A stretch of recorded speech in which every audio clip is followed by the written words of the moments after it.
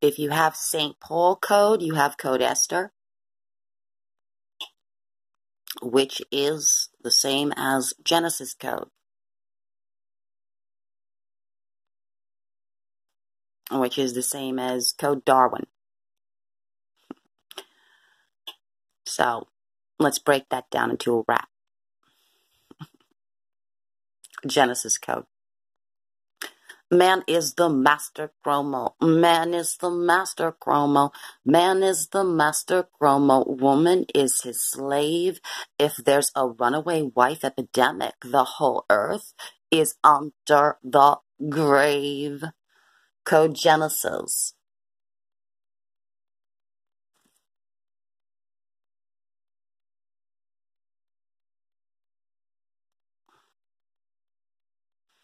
Code Esther states that man is supreme ruler, having dominion over his home.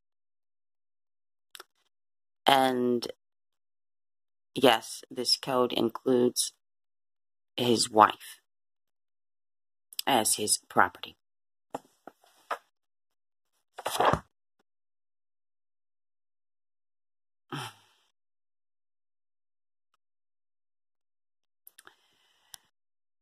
Code Esther is the equivalent of Code Genesis in this sense.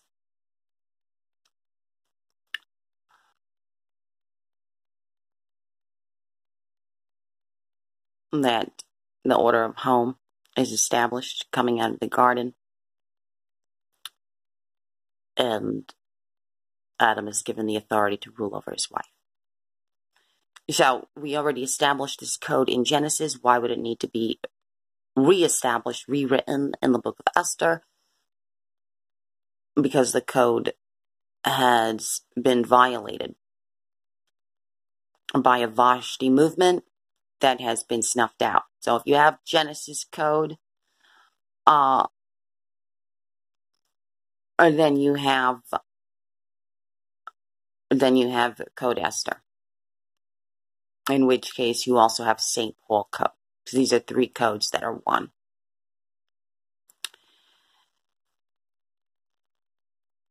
St. Paul is sent on a political mission,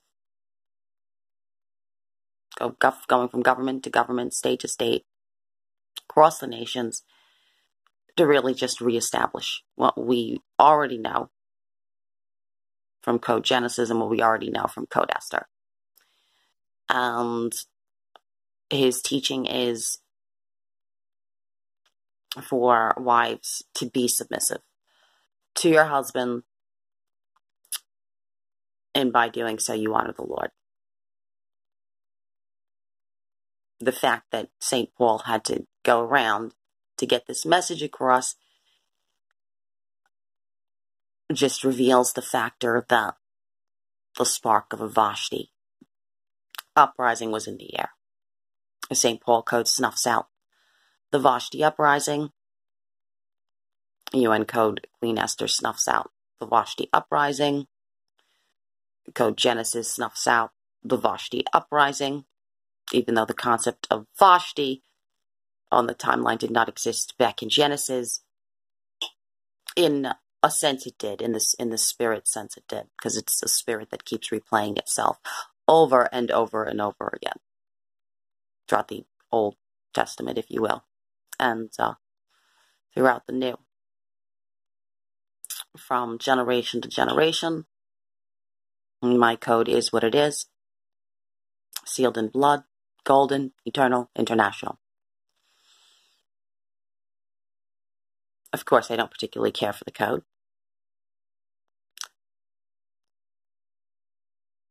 I'm pretty sure most every woman in the world would not particularly care for the code. Nevertheless, I did not write the code. I have no say over the factor that the code is, what the code is. And I am just the messenger.